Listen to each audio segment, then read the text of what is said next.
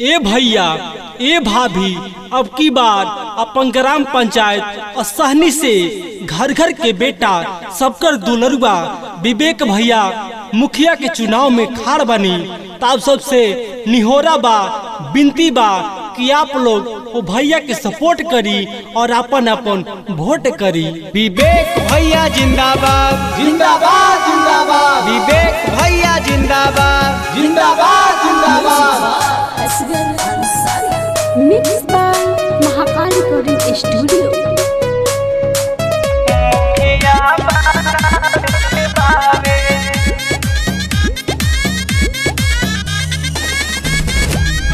सुनो ए भैया भाभी, सुनो ए चाचा चाची, करी है विकास सगरो, रही ना कमवा बाकी, पड़तान पैया राउर बना भुलावे के बावे, विवेक भैया के जीतावे के बावे, मुखिया बनावे के बावे, मुखिया बनावे के बावे, मुखिया बनावे के बावे, मुखिया बनावे के बावे।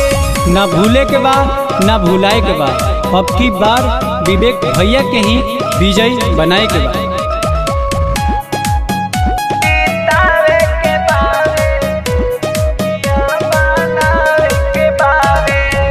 बूढ़ नौजवान ई तो सब के चाहेता हुए, भूली हो न चाचा ई तो रउए लोग के बेटा हुए,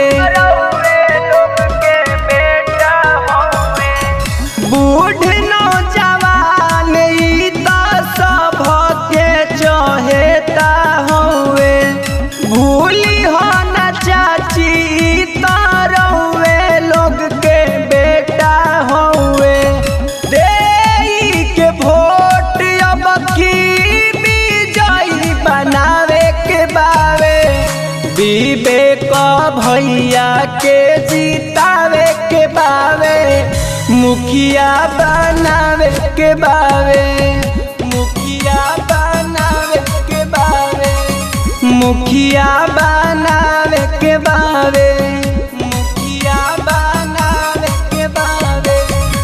ना भूले के बा ना भुलाए के बा, अब की बार विवेक भैया के ही विजयी बनाए के बा। Music by Asgar Ansari.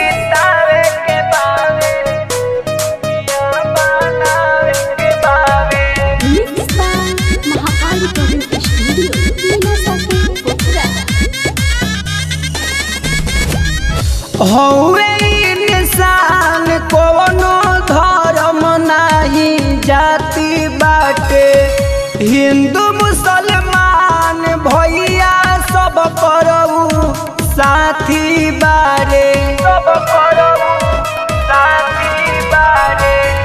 हौवे इंसान कोनो धर्म नाही जाति बाटे, हिंदू मुसलमान सब पर भैया साथी बारे, निकिया बाबा राजू तू बेना भुलावे के बावे, विवेक भैया के जीतावे के बावे, मुखिया बनावे के बावे, मुखिया बनावे के बावे, मुखिया बनावे के बावे, मुखिया बनावे के बावे।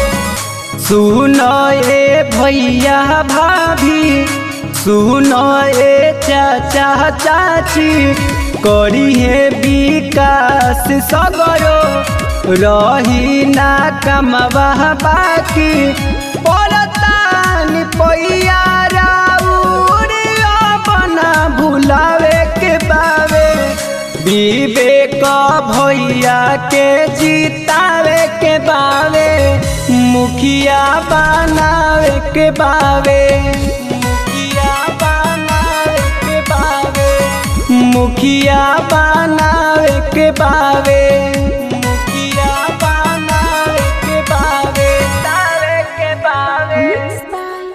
महाकाल रिकॉर्डिंग स्टूडियो लीलासा के पोखरा।